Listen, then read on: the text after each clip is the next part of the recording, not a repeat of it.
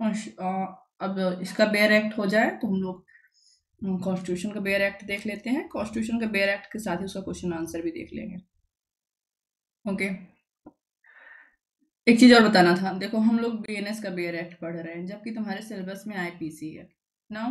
Question answer हम IPC के हिसाब से क्यों करेंगे, क्योंकि देखो आईपीसी का आधा भाग तुम्हारे फर्स्ट सेमेस्टर में होगा और दूसरा आधा सेकेंड सेमेस्टर में, ठीक।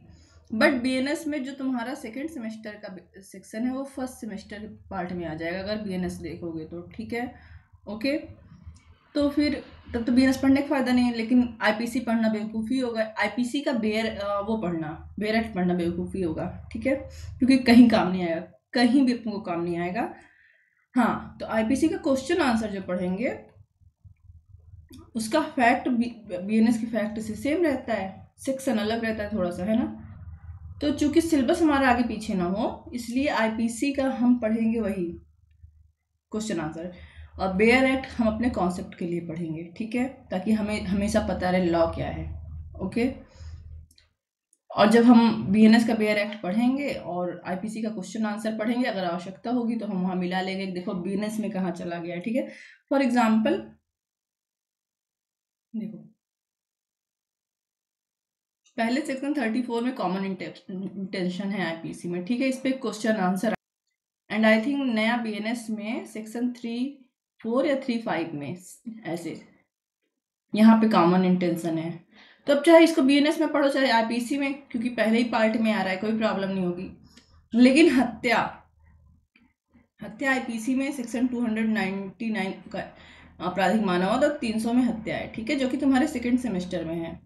लेकिन बीएनएस में ये तुम्हारा आई थिंक 99 या 100 के आसपास कहीं पर है, तो बीएनएस के सिलेबस में तो फर्स्ट आ जाएगा, इसीलिए भी तुम्हारा सिलेबस चेंज नहीं हुआ है, ठीक है। जब सिलेबस चेंज होगा तो ये फर्स्ट सेमेस्टर में आ जाएगा। ओके, चलो, तो बेयर एक्ट हम लोग पढ़ते रहेंगे, क्वेश्चन आंसर की सीरीज तुम लोग याद करते रहना।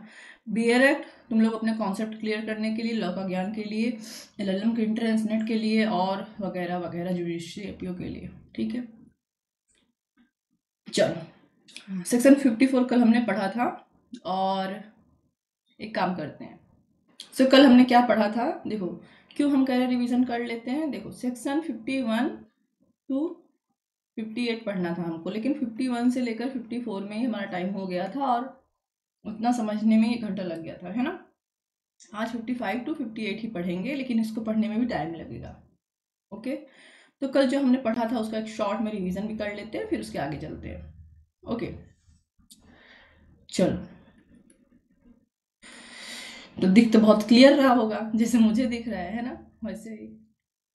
ओके, अभी दिखा। ओके,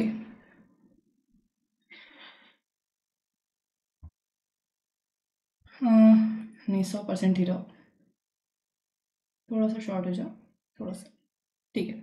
आई होप कि इतना दिख रहा है तुम लोग को। चलो फटाक से रिवीजन करते हैं।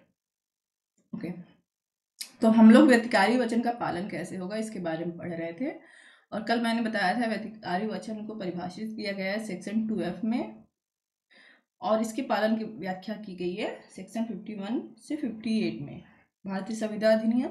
व्यतिकारी वचन क्या होता है, सामान्यतः हम लोग वचन एक दूसरे को देकर संविदा करते हैं, और संविदा में सबसे आवश्यक चीज होती है वो होती है प्रतिफल। जब प्रतिफल हमारे वचन से ही जुड़ा हुआ है, जैसे मैं तुमको कार दूंगा, मैं बदले में तुमको 5 लाख दूंगा, तो हमारे वचन में ही प्रतिफल भी आ रहा है, ठीक है। तो ऐसे वचनों को व्यतिकारी वचन कहते हैं, ठीक है। ओके, नाउ सेक्शन 51 कहता है कि अगर व्यतिकारी संविदा, ठीक है, हुई है तो दोनों पक्षकार बाध्य हैं। ओके, दोनों पक्षकार बाध्य हैं, और किसी एक पक्षकार को सिर्फ, जैसे फॉर एग्जांपल देखो ए बी को कार देगा, ठीक है, कल हमने पढ़ा हुआ है, फिर लेकिन रिवीजन करते हैं तो फिर वही हो जाता है। तो एक बी को तब तक कार्य देने के लिए बाध्य नहीं किया जा सकता जब तक दूसरा पक्षकार पैसा देने के लिए तैयार नहीं है, या दूसरा पक्षकार जब तक पैसा देने के लिए तैयार नहीं है तब तक एक को एक कार्य देने के लिए तैयार नहीं है, अर्थात दोनों पक्षकार बाध्य होंगे, ठीक। चलो, नीचे केस था तो कल वाला क्लास जाके देख लो उसके लिए। ओके, फिर 52 था 52 कहता है कि अगर संविदा करते समय पालन का क्रम बता दिया गया। पालन का क्रम मतलब फॉर एग्जाम्पल ए बी को कार्य दे रहा है, ठीक है, और बी ए को पैसा दे रहा है। तो संविदा जब हुई तो प्रारंभ में ही कह दिया गया कि बी पहले पैसा देगा फिर ए कार्य देगा, ठीक है, संविदा में ही बता दिया गया। अब ये संविदा तभी लागू होगी जब बी पहले पैसा देने को तैयार है। अगर बी पहले पैसा देने को तैयार है तभी ए कार्य देने के लिए बाध्य किया जाएगा, अन्यथा नहीं। तो अगर संविदा में क्रम का वर्णन है तो उसका हम पालन करेंगे, बट अगर वर्णन नहीं है तो नॉर्मली जैसे हम समव्यवहार करते हैं, तो नॉर्मली समव्यवहार कैसे करते हैं, अगर संविदा में ये वर्णित नहीं होता, ठीक है, कि कौन पहले पैसा देगा तो और कौन पहले कार्य देगा, तो सामान्यतः हम क्या करते कि भैया तुम्हारे पहले तुम उसको कार्य दो तभी तो वो पैसा देगा, नहीं तो किसी के पास फालतू में पैसा थोड़ी है, मान लो तुम कार्य ना तो पैसा लेकर भाग जाओ तो, ठीक है। सेक्शन 52 ये कहता है कि अगर क्रम वर्णित कर दिया गया है संविदा में तो आप क्रम का पालन करो, और क्रम अगर वर्णित नहीं है तो फिर नेचुरल तरीका अपनाया जाएगा, ठीक है। ये 52 था। फिर आया 53। 53 कहता है कि अगर दोनों पक्षकारों में संविदा हुई थी, ठीक है, व्यतिकारी वचन था, ए ने कहा मैं तुमको कार्य दूंगा, ठीक है, बी को, ठीक है, और बी ने कहा मैं तुमको पैसा दूंगा। जब बी पैसा लेकर गया तो ए जो क्या कर रहा है, कार नहीं बेच रहा है, ठीक है, या एक कार दे दिया, बट बी जब पैसा निकालने गया तो एक जानबूझकर उसको पैसा नहीं निकालने दे रहा ताकि इससे प्रतिकर निकाल सके।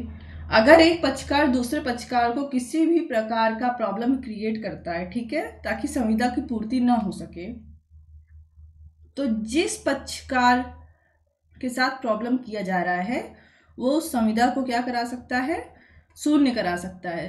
और जो संविदा पीड़ित पक्षकार के विकल्प पर शून्य होती है उसको शून्यकरणीय संविदा कहते हैं। इसको कोर्ट में जाके शून्य कराया जाता है। एक शून्य संविदा होती है जो प्रारंभता शून्य होती है, ठीक है, उसको भी कोर्ट में जाकर ही शून्य कराया जाता है। अंतर क्या होता है, अंतर ये होता है कि शून्य संविदा में कोर्ट को मतलब दोनों पक्षकारों में से कोई भी जा सकता है, लेकिन शून्यकरणीय संविदा क्या होती है, अगर पीड़ित पक्षकार चाहेगा तभी शून्य होगा, नहीं तो मान्य होती है। बट शून्य संविदा को किसी भी तरीके से मान्य नहीं किया जा सकता, ठीक है। और पीड़ित पक्षकार को प्रतिकर भी दिलाया जाएगा अगर उसका कुछ नुकसान हुआ है तो, ठीक है। उसके बाद आया सेक्शन 54, और थोड़ा सा इसको छोटा कर लेते हैं क्योंकि इसको बड़ा सा लिखे थे तो, ठीक है, ओके। सेक्शन 54 कहता है कि सॉरी रिरेज कर दिया हम। सेक्शन 54 कहता है कि अगर किसी संविदा में किसी वचन का पालन पहले किया जाना है तो पहले उस वचन का पालन होगा तभी दूसरे वचन का पालन होगा। एग्जाम्पल हमने देखा था, एक्स वाई को वचन देता है कि जब मैं गांठें दूंगा, 100 गांठें तुमको रुई की दूंगा, उसके अगले दिन तुम मुझे उसका पैसा देना, ठीक है। अब एक्स क्या करता है, वाई से पैसा मांग लेता है। ये संविदा का पालन नहीं कराया जा सकता जब तक कि एक्स ने उसको एक दिन पहले गांठें ना दे दी हो, मतलब रुई ना पहुंचा दी हो, ठीक है, क्योंकि शर्त के अनुसार इसमें पहले वचन का पालन गांठ देना था। अगर यहाँ पे ये संविदा रही होती कि पहले पैसा देंगे फिर गांठें देंगी, तो पहले पैसा देना पड़ता वाई को, तब वो गांठें मतलब रुई प्राप्त करता, ठीक है। ये था हमने कल पढ़ा था। हो गया रिवीजन शॉर्ट में हुआ 5, मुझे लगता है कि 10 मिनट लग गया शॉर्ट करने में, ठीक। चलो उसके आगे देखते हैं। सेक्शन 55 क्या कहता है, सेक्शन 55, ठीक है, तो कहाँ गया पेन, ओके। उस संविदा में जिसमें समय मर्मभूत है, मतलब एक संविदा हुई जिसमें समय का वर्णन हो गया है कि कितने समय में संविदा का पालन होगा, बट समय पर संविदा का पालन नहीं हुआ, जितने समय में संविदा का पालन करना था संविदा का पालन नहीं हुआ, क्या प्रभाव पड़ेगा। जबकि किसी संविदा का एक पक्षकार किसी बात को विनिर्दिष्ट समय पर या उसके पूर्व या किन्हीं बातों को विनिर्दिष्ट समयों पर या उनसे पूर्व करने का वचन दे, और ऐसी किसी भी बात को उस विनिर्दिष्ट समय पर या उसके पूर्व करने में असफल रहे, तब वह संविदा या उसमें से उतनी जितनी का है ना, ठीक है। वचन ग्रहीता के विकल्प पर शून्यगणनी हो जाएगी यदि पक्षकारों का आशय यह रहा हो कि उस संविदा का मर्म होना चाहिए, ठीक है। तो अभी इसको हम देखते हैं सेक्शन में। समय की बात हो रही है, अगर समय पर संविदा का पालन ना हो तो क्या प्रभाव पड़ेगा, ठीक है। क्यों, अभी बोर्ड पे चलते हैं, उसी बोर्ड पे जो जिस बोर्ड पे हम लोग कल पढ़े थे ना, उसी बोर्ड पे हम आगे पढ़ाएंगे, और एक्स्ट्रा वाला जो हम रिवीजन किए हैं उसी के साथ ऐड करके फिर से नोट्स भेजेंगे, ठीक। क्योंकि इसमें 2 पैरा और हैं, इसको भी देख लेते हैं एग्जाम्पल, फिर बोर्ड पे चलते हैं। ऐसी असफलता का प्रभाव क्या होगा जब समय बहुत इंपॉर्टेंट था लेकिन पालन नहीं हुआ। यदि पक्षकारों का आशय न रहा हो कि संविदा का मर्म होना चाहिए, तो संविदा ऐसी बात को निर्दिष्ट समय पर या उसके पूर्व करने में असमल रहने से शून्यकरणी नहीं होगी, किंतु वचन ग्रहीता ऐसी असफलता से हुई हानि के लिए वचनदाता से प्रतिकर पाने का हकदार होगा। करारे समय से भिन्न समय पर किए गए पालन के प्रतिग्रहण का प्रभाव। यदि ऐसी संविदा की दशा में जो कारित समय पर वचन का पालन में वचनदाता की असफलता के कारण शून्यकरणीय है। वचन ग्रहीता ऐसे वचन का करारित समय से भिन्न किसी समय पर किया गया पालन प्रतिग्रहित कर ले तो वचन ग्रहीता करारित समय पर वचन के अपालन से हुई किसी भी हानि के लिए प्रतिकर का दावा नहीं कर सकेगा जब तक कि उसने ऐसे प्रतिग्रहण के समय अपने ऐसा समय करने के आशय की सूचना वचनदाता को ना दे दी हो। तो जितना इससे बोर हो रहे हो ना हो, मुझे कोई फर्क नहीं पड़ रहा क्योंकि हम खुद होते हैं, ठीक है। लेकिन तुमको अगर हिंदी मीडियम हो तो हिंदी में, और इंग्लिश मीडियम हो तो इंग्लिश में वेयर एक्ट पढ़ना समझना आना चाहिए, ठीक है। बिना इसके तुम लॉ के लाइन में आगे नहीं जाओगे। तो एक बार पढ़ने से भी नहीं आएगा, कम से कम 50 बार पढ़ोगे तब आएगा, ओके। 50 बार पढ़ने की जरूरत नहीं है, 2-3 बार अच्छे से पढ़ो, समझो बोल क्या रहा है। उसके बाद कीवर्ड्स उसका हाईलाइट कर लो, जो मेन वर्ड है। जैसे कि देखो, जैसे कि आशय की सूचना वचनदाता को दे, जैसे प्रतिकर का दावा नहीं कर सकेगा, इसको हाईलाइट कर लो, ठीक है। चलो इतना हम बोल दिए, चलो इसको तुमको हम बोर्ड में समझाते हैं, ओके, फिर समझ में आएगा। कल इसको हम शॉर्ट में बताने वाले थे क्योंकि हम सोच रहे थे कि थक गए थे हम। एक्चुअली एक सेक्शन पढ़ाने में अगर 20 मिनट लग जाता है ना तो थकान लग जाती है हमको,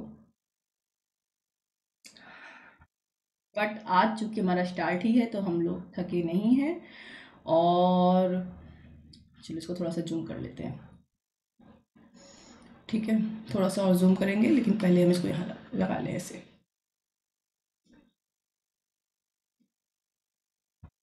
ठीक है, ठीक। और थोड़ा सा वाइट 4 नंबर पे, ठीक।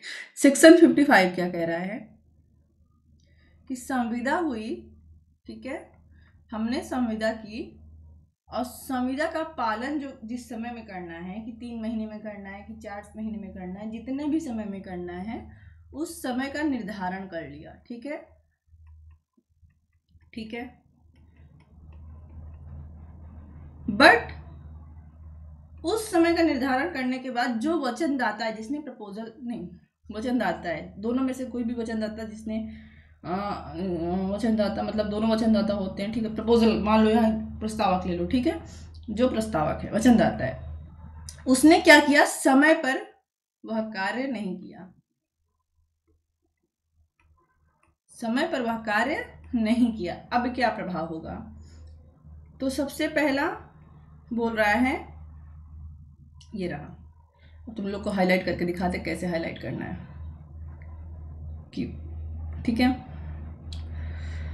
क्योंकि पूरा याद नहीं रहेगा, सिर्फ कीवर्ड ही याद करना है, ठीक, ठीक है। तो समय हो सकता है कि समय ऐसा नहीं हो प्रेजेंट में हो या पूर्व में हो, तो समय कुछ भी हो सकता है, पास्ट का समय नहीं होगा, वर्तमान का भी हो सकता है, या सॉरी फ्यूचर का समय नहीं होगा, प्रेजेंट का हो सकता है, पास्ट का, ठीक है। और वचनदाता ने वचन दिया है, बट वचनदाता असफल रहा अपने वचन का पालन करने में, ठीक है। अब क्या होगा, तब वह संविदा या उसमें से उतनी जितना का पालन ना किया गया हो वचन ग्रहीता के विकल्प पर शून्यकरणी हो जाएगी। यदि पक्षकारों का आशय यह रहा हो कि संविदा समय का मर्म होनी चाहिए। ओके, हो सकता है कि वचनदाता ने पूरी संविदा का पालन न किया हो, पूरी की पूरी संविदा का पालन न किया हो, या उसके किसी भाग का, क्योंकि कभी कभी किसी भाग का पालन न करने पर सिर्फ उतने को भी शून्यकरणीय कराया जा सकता है। ये हम लोग आगे देखेंगे, यहाँ समझने की जरूरत नहीं है। ठीक है, ओके, किसी भाग का पालन न किया हो। ठीक, अब क्या हो रहा है, समय मर्मभूत था उस संविदा में, समय मर्मभूत था। फॉर एग्जाम्पल, एक्स वाई से संविदा करता है कि तुम मुझे 5 जुलाई को पूरा टेंट की व्यवस्था दोगे क्योंकि मेरे घर में शादी है। ठीक है, ओके ओके। अब वाई टेंट तो लाता है, ओके, बट लगाता नहीं है, और किसी कारण से संविदा पूर्ण नहीं होती। तो यहाँ एक्स को और भी उपचार हैं, स्पेशल रिलीफ एक्ट में वो लगवा सकता है जाके, क्षतिपूर्ति वगैरह तुरंत लगवा सकता है कोर्ट में जाके। वो हम नहीं पढ़ रहे हैं, हम सिर्फ एग्जाम्पल दे रहे हैं। ठीक है, ठीक है। तो हम एग्जाम्पल क्या दे रहे हैं कि यहाँ 5 जुलाई क्या है, समय क्या है, मर्मभूत है। ठीक है, मर्मभूत मतलब 5 जुलाई को अगर शादी है और शादी का टाइम क्या है, मर्मभूत है। अगर उस दिन संविदा नहीं हो पाई तो फिर प्रॉब्लम होगी। मान लो एन की शादी थी, उसने ब्यूटी पार्लर में बुकिंग की 4 तारीख को, और जब 4 तारीख को बोली तो बोल रहे हैं कि आप 5 तारीख को आना, थोड़ा सा ज़्यादा हम लोग बिजी हैं। तो यहाँ समय मर्मभूत है। ठीक है, ओके, आई होप कि तुम लोग समझ रहे हो। ठीक है, अगर संविदा का पालन करने के लिए समय मर्मभूत है और वचनदाता उस संविदा का भाग का पालन नहीं कर रहा, या उसके किसी भाग का पालन नहीं कर रहा, ठीक है, समय क्या है, अति आवश्यक है, तब वचन ग्रहिता जैसे एन की शादी थी, दुल्हन जो थी, ठीक है, जिसका मेकअप नहीं हो पाया, वो क्या कर सकती है, संविदा को शून्यकरणीय घोषित करा सकती है। शून्यकरणीय मतलब, अब वो बोल रहे हैं 5 तारीख को, 5 तारीख को आके क्या करोगे, तो कोर्ट जाएगी, शून्यकरणीय घोषित करा लेगी, प्लस प्रतिकर भी प्राप्त करेगी उस पार्लर से। ठीक है, क्योंकि समय इंपॉर्टेंट था यहाँ पे। चलो, ये पहला पैरा बोल रहा था। दूसरा पैरा क्या बोल रहा था, पैरा 2, इसको भी हाईलाइट करते हैं। ठीक है, अगर समय मर्म होना चाहिए, अगर आशय ना हो कि समय मर्म होना चाहिए, अर्थात जहां समय इंपॉर्टेंट नहीं था, ठीक है, वहां संविदा शून्यकरणीय नहीं होगी, किंतु वचन ग्रहीता ऐसी सफलता से हुई किसी हानि के लिए वचनदाता को प्रतिकर प्राप्त करने का हकदार होगा। ठीक है, क्या बोल रहा है, पैरा 2 बोल रहा है कि जहां समय मर्मभूत नहीं है, ठीक है, एक्स ने वाई से संविदा की कि मुझे 4 तारीख को तुम क्या कहते हैं, लड्डू भिजवा देना। ठीक है, 4 तारीख बोला है, सुबह शाम नहीं बोला है। ठीक है, और मान लो 5 तारीख को लड्डू भिजवा रहा है, ठीक है, और एक्स के घर में प्रोग्राम 6 तारीख को है। ठीक है, यहाँ समय मर्मभूत नहीं है, उसने जानबूझकर एक दिन पहले की डेट दे दी थी, जो भी कारण हो, और 5 तारीख को लड्डू भेजा। ठीक है, ओके, तो समय मर्मभूत नहीं था, तो संविदा को शून्यकरणीय नहीं कराया जा सकता। संविदा शून्यकरणीय नहीं है। ठीक है, संविदा को शून्य नहीं करा सकता वाई, लेकिन हो सकता है उसने 4 तारीख को लड्डू वाले को ऑर्डर दिया था, लड्डू वाला जब 4 तारीख को लड्डू लेकर नहीं पहुंचा तो एक्स को टेंशन हो गई, भैया मेरे घर में 6 तारीख को प्रोग्राम है, मैंने 4 तारीख को लड्डू मंगाया था। एक मिनट, थोड़ा सा इसको भी जूम कर ले, है ना। ठीक है, मैंने 4 तारीख को लड्डू मंगवाया था, कि क्यों मंगाया था, क्योंकि मेरे घर में तो 6 तारीख को प्रोग्राम है, 4 तारीख को लड्डू नहीं आया। अब उसने टेंशन में आके 5 तारीख को कहीं और ऑर्डर दे दिया, और चूंकि इमरजेंसी में चाहिए था, एक्स्ट्रा पेमेंट भी, एक्स्ट्रा चार्ज भी दिया, है ना, लेकिन तब तक 5 तारीख को उसको लड्डू आ गया। तो जहां इसने जो है पेमेंट किया था, एक्स्ट्रा चार्ज दिया था, वहां इसने कैंसिल कर दिया। कि भैया मेरा लड्डू आ गया, अब नहीं चाहिए, तो दुकानदार बोल रहा है लेकिन हम आपको एक्स्ट्रा चार्ज नहीं लौटाएंगे, ठीक है। तो दुकानदार ने एक्स्ट्रा चार्ज नहीं लौटाया, वो आई है लड्डू एक दिन लेट भेजा, नुकसान किसको हो रहा है, एक्स को हो रहा है, क्योंकि उसको एक्स्ट्रा चार्ज उसका कट गया है ना। तो वो जो उसको नुकसान हुआ इस कारण से, वो ये नुकसान किससे प्राप्त कर सकता है, वचनदाता से। किस रूप में, प्रतिकर के रूप में, ठीक है। ये दूसरा पैरा बोल रहा है, ठीक है। Now third para is para 3। Okay, एक सेक्शन पढ़ने में ही आधा घंटा जाने वाला है ठीक है। अब ये थर्ड की आप बोल रहे हैं, तो हम नहीं पढ़ेंगे यहाँ पे, हम बता दे रहे हैं, ठीक है। मान लो कि करारित समय से भिन्न समय पर संविदा का पालन किया गया, जैसे हमने इसमें देखा कि 4 तारीख को लड्डू पहुंचाना था, लेकिन 5 तारीख को उसने लड्डू पहुंचाया, ठीक है। अब यहाँ एक्स के पास ऑप्शन था कि वो लड्डू वापस कर दे, ठीक है, लेकिन उसने लड्डू एक्सेप्ट कर लिया क्योंकि आ गया था बन के, है ना। तो थर्ड पैरा कहता है कि जिस समय पर संविदा का निर्धारण हुआ था उससे बाद में संविदा का पालन हुआ है, लेकिन वचन ग्रहीता क्या कर रहा है, वचन ग्रहीता क्या कर रहा है, संविदा को एक्सेप्ट कर ले रहा है, लड्डू को एक्सेप्ट कर ले रहा है, भले दूसरे दिन आया है। तो अब वो कोर्ट जाके संविदा को शून्य नहीं करवा सकता, शून्य नहीं करवा सकता, अर्थात संविदा शून्य करनी नहीं है, अर्थात उसका शून्य करने का अधिकार समाप्त हो जाता है। तो ये सेकंड पैरा से कुछ जुड़ा हुआ है, ठीक है। हाँ, लेकिन प्रतिकर उसको मिलने का अधिकार है, ओके ओके। अब इसमें सेक्शन 55 में कोई एग्जाम्पल है क्या, देखते हैं। नहीं है, फिर भी जैसे हम लोग कल देख रहे थे, एक केस देख लेते हैं, चाहे फिर हम 2 ही सेक्शन पढ़ा पाए, ठीक है। केस हम लोग देखेंगे, एंड केस है ओके। केस का नाम है Bhimji versus Bombay trust corporation versus Bombay. देखो तुमको फिर से बोल रहे, सारा केस का नाम याद करने की जरूरत नहीं है, इसका भी केस का नाम याद करने की जरूरत नहीं है, ठीक है। बस तुम लोग को एग्जाम्पल के लिए 1930 का केस, सॉरी 1930 का केस है, ठीक। जो केस का नाम याद करना इंपॉर्टेंट होगा हम बताएंगे, ठीक। तो इस केस में क्या हुआ, जो भीम जी थे,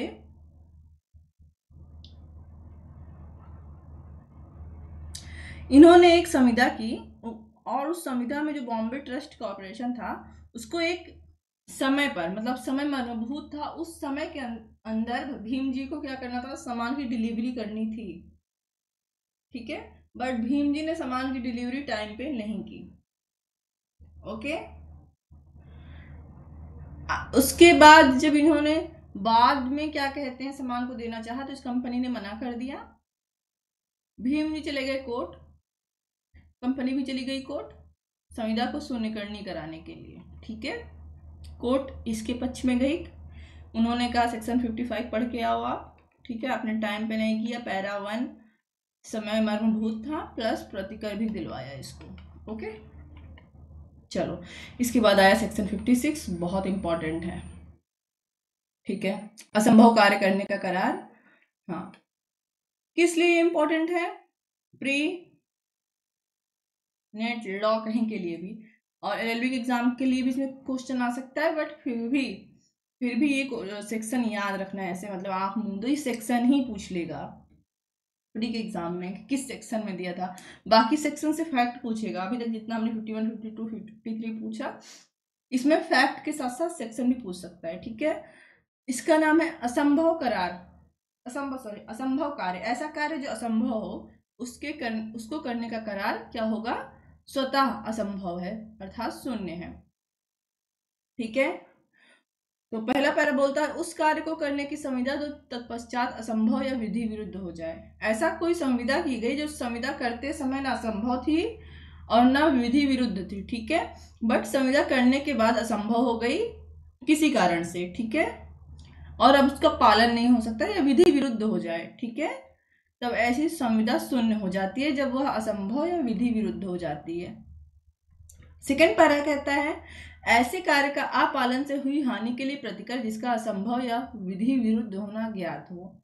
सेकंड कहती है, अगर प्रारंभ से ही कोई संविदा असंभव थी या विधि विरुद्ध थी, फिर भी आपने उस संविदा को किया, ठीक है, असंभव या विधि विरुद्ध होना आप जानते थे, नहीं जानते थे, लेकिन थोड़ा सा अगर आप बुद्धि लगाते, युक्ति युक्त तत्परता, देखो ये शब्द तुमको लॉ में आना जरूरी है, ठीक है, कि भले आपको किसी चीज के बारे में ज्ञान नहीं था, लेकिन थोड़ा सा अगर आप मेहनत करते तो आपको उस बारे में ज्ञान हो जाता, ठीक है, युक्ति युक्त तत्परता से जान सकते थे।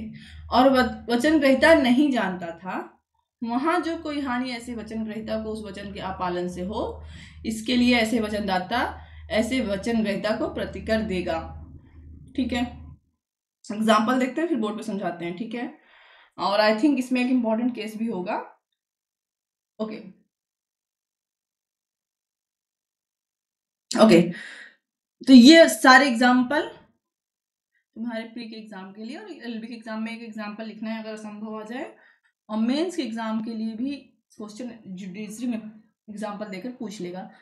जादू से कोई गुप्त निधि, पैसा इत्यादि प्राप्त करने का करार असंभव करार है, इसलिए प्रारंभता शून्य होगा, ठीक है।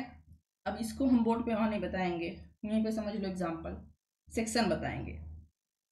ए बी से संविदा करता है कि मैं जादू से तुम्हारे घर में पैसा ढूंढ दूंगा, ऐसा संविदा शून्य है, ठीक। ए और बी आपस में विवाह करने की संविदा करते हैं, ऐसी संविदा मान्य है। अभी रुको, अभी पूरा एग्जाम्पल नहीं पढ़ा है, अभी सिर्फ विवाह करने की संविदा कर रहे, संविदा मान्य है। विवाह के लिए नियत समय, मान लो जिस तारीख को शादी होनी है उससे पहले ए पागल हो जाता है। अब चूंकि ए पागल हो जाता है, संविदा क्या हो जाएगी, असंभव हो जाएगी, ठीक है। क्यों, ऐसा नहीं कि विवाह नहीं कर सकते, चाहे तो कर लें, बट क्योंकि पागल हो गई, सहमति नहीं दे सकती, इसलिए ऐसी संविदा शून्य हो जाएगी, ओके। सारे एग्जाम्पल इसके इंपॉर्टेंट है, सारे के सारे याद रखना। ए जो पहले से ही सी से विवाहित है, तो ए मैरिड है सी से, जिसके लिए बहुपत्नीत्व तो उस विधि द्वारा जिसके अधीन निषिद्ध है। बी से विवाह करने की संविदा करता है, उसके वचन के अपालन से बी को हुई हानि के लिए ए को उसे प्रतिकर देना होगा, ओके, ठीक है। एग्जाम्पल थर्ड देखो, ये बात कर रहा है इस वाले पैरा की, थर्ड पैरा की। ए ऑलरेडी सी से मैरिड है, और जिस विधि के अंतर आता है, मान लो हिंदू लॉ के अंतर आता होगा, क्योंकि मुस्लिम लॉ में बहुपत्नी विवाह कोई प्रॉब्लम नहीं। फिर ये बी से शादी का वादा करता है, बी को पता नहीं था कि ए पहले से शादीशुदा है, ठीक है, ये अपना तैयारी वगैरह करती है, बट अचानक शादी टूट जाती है, क्योंकि पता चल जाता है ए पहले से शादीशुदा है, बट शादी की तैयारी में इसको नुकसान हुआ, मेंटली भी नुकसान हुआ। इन सब के लिए बी क्या कर सकती है, ए से प्रतिकर प्राप्त करेगी, ठीक है, क्योंकि संविदा वैसे शून्य हो गई, ओके। ए संविदा करता है कि वह एक विदेशी पत्तन पर था के लिए स्थोरा भरेगा। स्थोरा वाला एग्जाम्पल हम पढ़ेंगे, नहीं पढ़ लेते हैं, क्योंकि स्थोरा क्या है हमको नहीं पता, इसीलिए जब इसको पढ़ते हैं हम पक्का कंफ्यूज होते हैं, फिर भी पढ़ लेते हैं। मान लो यहाँ पर स्थोरा की जगह हम रुई ले लेते हैं, ठीक है। ए संविदा करता है कि वह बी के लिए किसी विदेशी पत्तन मतलब बंदरगाह पर जहाज में रुई भरेगा, तत्पश्चात का कि सरकार उस देश के विरुद्ध जिसमें वह पत्तन है युद्ध की घोषणा कर देती है। संविदा तब शून्य हो जाती है जब युद्ध घोषित किया जाता है। आज क्या हो गया, विवाह का बार बार नेटवर्क कट हो रहा है। देखो, ए ने बी से संविदा की, ठीक है, कि एक विदेशी बंदरगाह पे वो बी की जहाज पे क्या भरेगा, रुई। अभी संविदा मान्य थी, तब तक ए के जो देश है, ए का जो राष्ट्र है, उसने घोषणा कर दी कि जिस विदेशी राष्ट्र के बंदरगाह पे ये रुई भरने जाने वाला था, उससे क्या हो जाएगा, एक सेकेंड, हाँ कॉलेज से फोन आ गया था, फ्रेशर पार्टी है ना, चलो तुम लोग को जाना हो तो चले जाना, ठीक है। क्या बोल रहे थे हम, कौन सी लाइन पे थे, ठीक है। अब जब ए ने उस देश के खिलाफ युद्ध ही छेड़ दिया है, एक देश ने, तो वो युद्ध वाले देश में तो जा नहीं सकता, ऐसी संविदा शून्य हो गई। शून्य होने का मतलब अब जा सकती, ठीक है। चलो इतना एग्जाम्पल बहुत था। हाँ, ये वाला एग्जाम्पल हम लोग कई बार देख चुके हैं, इसलिए इसको फिर से देखेंगे। बी द्वारा अग्रिम दी गई राशि के प्रतिफल पर ए 6 मास के लिए एक नाट्यगृह में अभिनय करने की संविदा करता है। अनेक अवसरों पर ए बहुत बीमार होने के कारण अभिनय नहीं करता। उन अवसरों पर अभिनय करने की संविदा शून्य हो जाती है जब वो बीमार रहता है, ठीक है। ओके, तो सेक्शन 56 देखते हैं, ठीक है।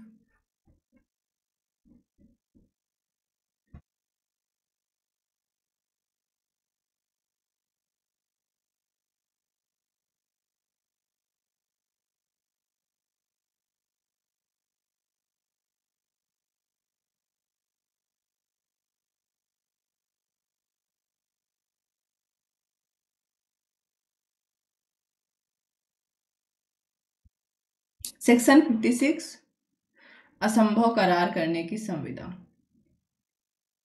हेडिंग में सिर्फ असंभव करार लिखा है ना, बट एक्चुअली अगर आप ऐसा कोई करार करते हो, कोई संविदा करते हो, ठीक है, जो प्रारंभता असंभव कार्य के लिए है, प्रारंभता ही कार्य क्या है, असंभव है या विधि विरुद्ध है, तो ऐसा करार क्या होगा, शून्य होगा, ठीक है। दूसरी बात क्या कहता है कि हो सकता है जब आपने संविदा की तब वो करार संविदा मान्य था, बट संविदा करने के बाद वो क्या हो गया, असंभव हो गया या विधि विरुद्ध हो गया।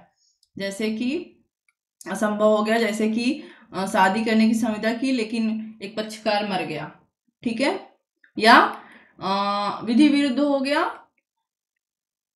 मान लो कि अभी तुम हिंदू लॉ पढ़ोगे तो वहां देखो 18 मई, शायद 18 मई 1956 को हिंदू लॉ लागू हुआ था, और मान लो 17 मई को किसी ने संविदा की थी कि हम लोग 20 मई को शादी करेंगे। एक्स ने वाई से संविदा की थी, ठीक है, कि हम लोग 20 मई को शादी करेंगे, जबकि एक्स जो है ऑलरेडी एन से मैरिड था और इससे पहले बहुविवाह मान्य था। तो जब संविदा हुई तब तो मान्य थी, लेकिन जब उसका पालन करने का समय आया तब तक संविदा विधि विरुद्ध हो गई, अर्थात शून्य हो गई, ठीक है। अब उस संविदा का पालन नहीं कराया जा सकता। ओके, जब उस संविदा का पालन नहीं कराया जा सकता तो संविदा क्या हो जाएगी, शून्य हो जाएगी। हाँ, थोड़ा सा दो पैरा था। ओके, तो ये हमने देखा कि जब कार्य प्रारंभता क्या कहते हैं, असंभव करार था तो शून्य होगा, अगर बाद में असंभव या विधि विरुद्ध हो जाए तो भी शून्य हो जाएगा, ठीक है। और तीसरा पैरा बोलता है, पैरा 3 बोलता है, पैरा 3 बोल रहा है, मान लो कि जो वचनदाता है उसको पता था कि मेरा किया गया कार्य असंभव है, ठीक है, या थोड़ी सी मेहनत करके उसको पता चल सकता था, ठीक है, कि मैं जिस चीज का वचन दे रहा हूं वो असंभव है, ठीक है, फिर भी वो क्या करता है, वचन ग्रहीता से संविदा करता है, जिसके कारण वचन ग्रहीता को नुकसान होता है, ठीक है। अब वचन ग्रहीता क्या प्राप्त कर सकता है, प्रतिकर। किससे प्राप्त करेगा, जाहिर सी बात है इनसे प्राप्त करेगा, ठीक। ये था। अब थोड़ा सा एग्जाम्पल तो ढेर सारा हमने देखा, एक केस हम बता देते हैं यहाँ पे। केस का नाम है, एक सेकंड बेटा मेरा ये, ओके, हाँ ठीक है। केस का नाम है टेलर वर्सेस कार्डवेल, ठीक है। इंपॉर्टेंट केस है, इसका नाम तुम याद रख सकते हो, और बहुत सारा केस हम लोग और देखेंगे जब इसका क्वेश्चन आंसर देखेंगे, लेकिन ये वाला केस तुम याद कर सकते हो, ठीक है। क्या हुआ था इस केस में, संविदा हुई थी संगीत समारोह के लिए, ठीक है, और एक हॉल बुक हुआ था, 1863 का है, इंग्लिश केस है। संगीत समारोह के लिए एक हॉल बुक किया गया था, ठीक है, बट समारोह से पहले ही क्या हो गया, हॉल नष्ट हो गया जल के। अभी संविदा का पालन नहीं कराया जा सकता क्योंकि संविदा क्या है, शून्य है। क्यों, क्योंकि जो विषय वस्तु थी, वो जो संविदा का कराने का एरिया था, वो उसको पूरा करने का तरीका संभव हो गया था, ठीक है। सॉरी, चलो सेक्शन 57 पे चलते हैं।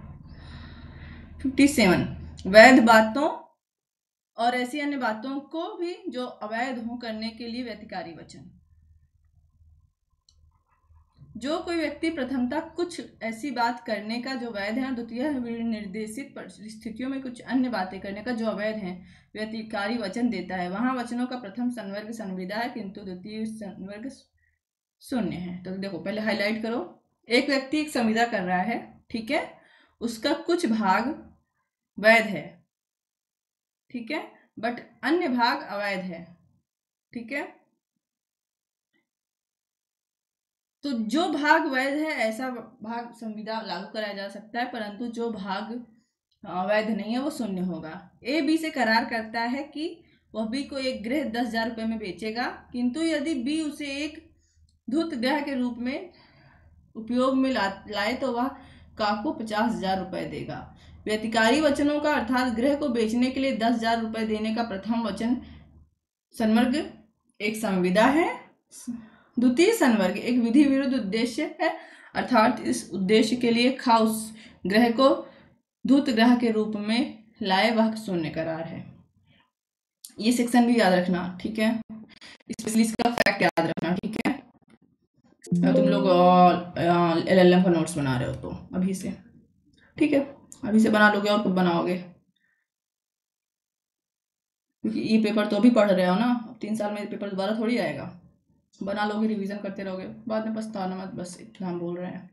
सेक्शन 57, संविदा हो रही है, उसका कुछ भाग उस वचन का, सॉरी संविदा नहीं, वचन हो रहा है, ठीक है, वचन दिया जा रहा है, क्योंकि वचन विधिता प्रवर्तनीय होने के बाद ही संविदा बनेगी ना।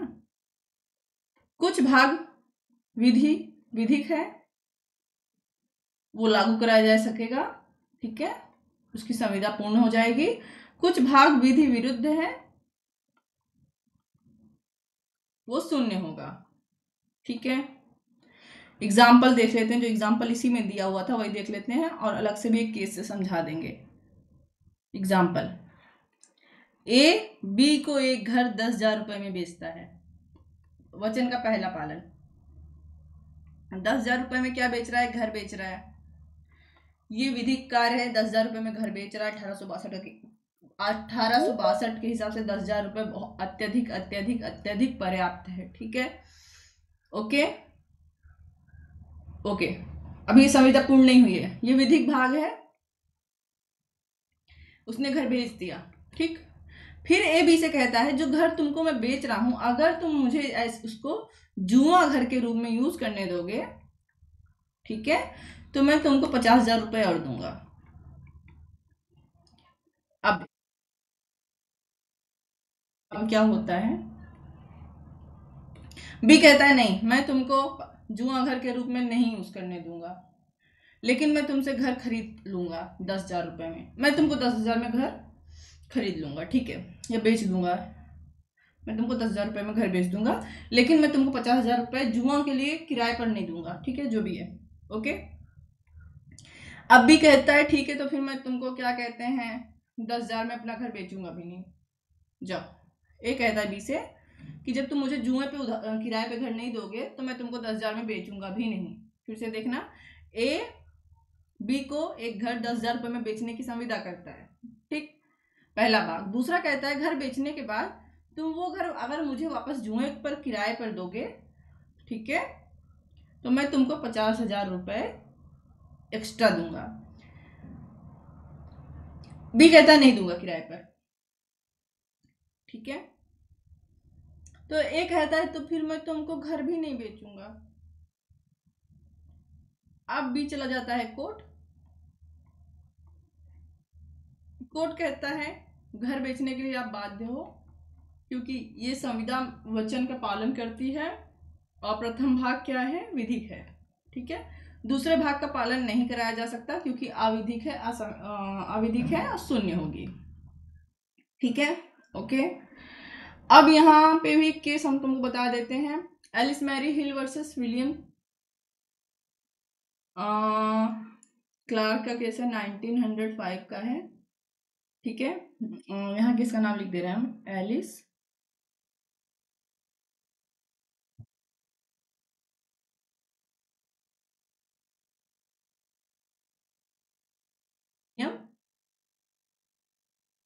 क्लार्क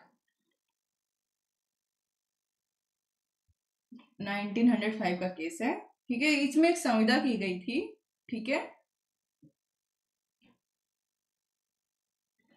अगर देखो जो संविदा हो रही है उसमें अवैध हिस्सा अलग करने योग्य है तभी पहला भाग लागू कराया जा सकता है, नहीं तो नहीं, ठीक है। जो संविदा की गई थी उसमें से कुछ सामान की आपूर्ति की जाती थी, ठीक है। फॉर एग्जाम्पल मान लो कि संविदा की गई कि हम तुमको चावल भेजेंगे, ठीक है। 10 बोरी चावल के साथ 1 बोरी ड्रग्स भेज दे रहा है, ठीक है। तो ड्रग्स वाला भाग हम अलग कर सकते हैं ना। तो बोल रहा था 10 बोरी चावल के साथ 1 बोरी ड्रग्स भी भेजोगे, इसकी भी हम संविदा करते हैं। तो ये जो ड्रग्स वाला भाग है इसको हम अलग कर सकते हैं ना। तो ये वाला लागू नहीं होगा, चावल वाला भाग लागू होगा, ठीक है। तो यहाँ सामान की आपूर्ति होती थी और उसमें कुछ अवैध तस्करी भी होती थी। कोर्ट ने कहा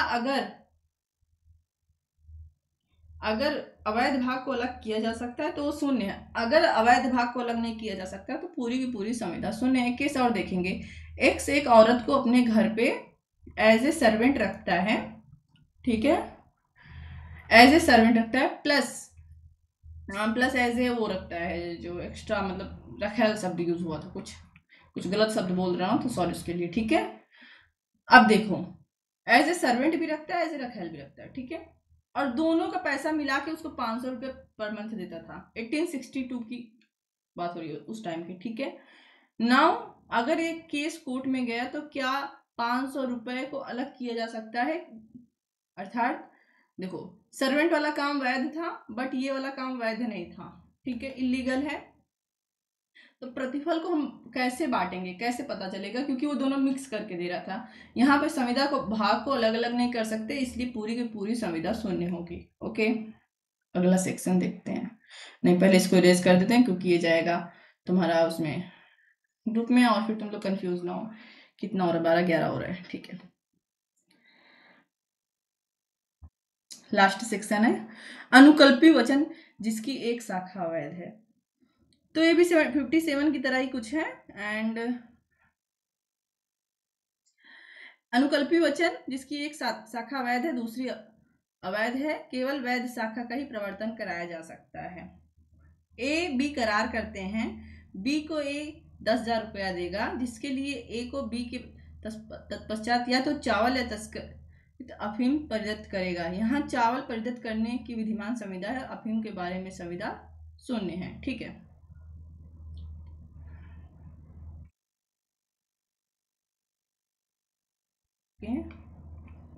ओके, कहाँ गया यार, रुक जाओ, मुझे पता है कैसे सेट हो गए तुम,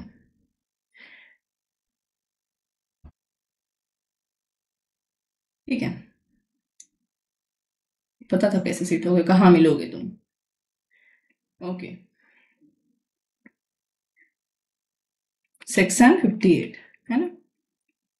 अब इसको जूम कर लेते हैं, हाँ 58 को, sorry, and here it is, ठीक है। इरेज, ऐसा गंदा करने की जरूरत नहीं है, ठीक। सेक्शन 58 कहता है अनुकल्पी का क्या मतलब होता है, देखो पहले अनुकल्पी का मतलब देख लो, ठीक है। सेक्शन 58 की बात हो रही है। संविदा में जो प्रतिफल है उसमें कई विकल्प हैं। कल्प मतलब वैकल्पिक वादा, ठीक है, ऐसे मान लो। अब देखो 500 रुपए के बदले वो कह रहा है या तो मुझे तुम 5 किलो चावल दे दो या या एक बंदूक दे दो, ठीक है, या ड्रग्स दे दो, चलो ड्रग्स ले लेते हैं, तो ड्रग्स दे दो 5 किलो, ठीक। ओके, अब ये धारा कहती है अगर वैकल्पिक संविदा है और दोनों में से कोई एक पालन कराया जा सकता है, तो जैसे चावल वाला पालन कराया जा सकता है तो चावल वाला हम पालन कराएंगे, ड्रग्स वाला पालन नहीं कराएंगे, ठीक है। और यहाँ पे भी केस है क्लेटन वर्सेस लेरॉय, ठीक है, 1911 का केस है। इस एक संविदा हुई, तो संविदा में क्या हुआ कि या तो आप नगद पैसा ले लो, देखो, या तो नगद पैसा ले लो प्रतिफल के रूप में, या तो जो ब्लैक मनी आती रहेगी उसमें से अपना हिस्सा लेते रहना, ठीक है। ओके, कोर्ट में केस गया, कोर्ट ने कहा नगद पैसा विधिक था, आप इसको लो, ये वाला विकल्प हम नहीं मानेंगे। ओके, तो सेक्शन 51 टू 54 पारस्परिक वादों पर केंद्रित था। ठीक है, और सेक्शन 55 समय के महत्व को बताता है, जो हमने यहाँ से शुरू किया था। सेक्शन 56 बताता है 56 की असंभव वचन पर की गई संविदा शून्य होती है। और 57-58 क्या बताता है, वैध और अवैध तत्व अगर किसी संविदा में है तो अवैध तत्व को अगर निकाला जा सकता है संविदा से, तब संविदा मान्य होगी, अन्यथा पूरी संविदा शून्य होगी। नाउ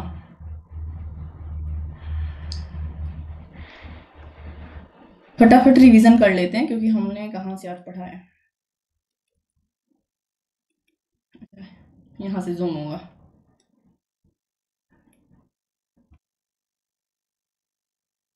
जूम होगा, है ना। जूम करके तुम लोग को हम क्लास कट कर देंगे, ठीक है, मतलब रिवीजन करके। ओके, ठीक है। सेक्शन 54 फिर से देख लेते हैं, है ना। अरे भैया बहुत छोटा सा है क्या ये। ओके,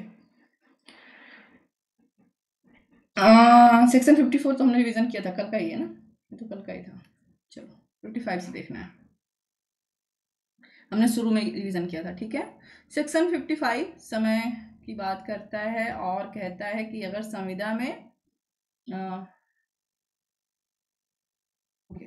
समय मर्मभूत है, ठीक है भैया, काहे इतना 6 नंबर है तभी, ठीक है, समय मर्मभूत है। अगर समय पर किसी संविदा का पालन किया जाना है और समय पर संविदा का पालन नहीं होता, तो ऐसी संविदा शून्य करनी होगी और वचन ग्रहीता को आपको प्रतिकर देना होगा। अगर समय मर्मभूत नहीं है तो संविदा शून्य करनी नहीं होगी, लेकिन नुकसान के लिए आपको प्रतिकर देना पड़ेगा। ठीक है, ओके। इसी का थर्ड पैरा कहता है कि अगर समय मर्मभूत नहीं था और आपने क्या किया, बाद में संविदा को एक्सेप्ट कर लिया है, तो आप अपने संविदा शून्य करनी नहीं रहेगी, लेकिन प्रतिकर आपको देना पड़ेगा। ओके, ये 55 था। फिर आया सेक्शन 56, ये इंपॉर्टेंट है, कई बार हम बोल चुके हैं। असंभव वचन के आधार पर की गई संविदा शून्य होती है। अगर आपने कोई ऐसी संविदा की जो असंभव कार्य के लिए है, तो संविदा शून्य होगी। अगर वो विधि विरुद्ध कार्य के लिए, तब भी संविदा शून्य होगी। ठीक है, ओके। नाउ, और अगर इससे वचन ग्रहीता को कोई नुकसानी होती है, तो आपको प्रतिकर देना पड़ेगा। सेक्शन 57,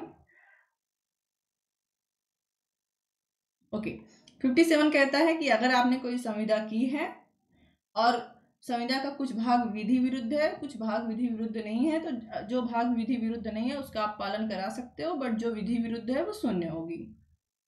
और सेक्शन 58 वैकल्पिक की बात करता है कि एक ही प्रतिफल में 2 ऑप्शन है, जैसे कि एक ही प्रतिफल में 2 ऑप्शन है, जैसे कि या तो आप हमको चावल दे दो या तो आप हमको ड्रग्स दे दो।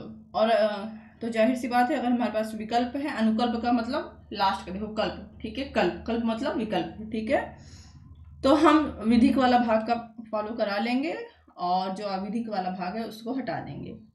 सो ये थी तुम्हारी क्लास। अब हम क्लास कट कर रहे हैं। किसी को कुछ पूछना हो तो हमको मैसेज कर देना, ठीक है। Bye bye.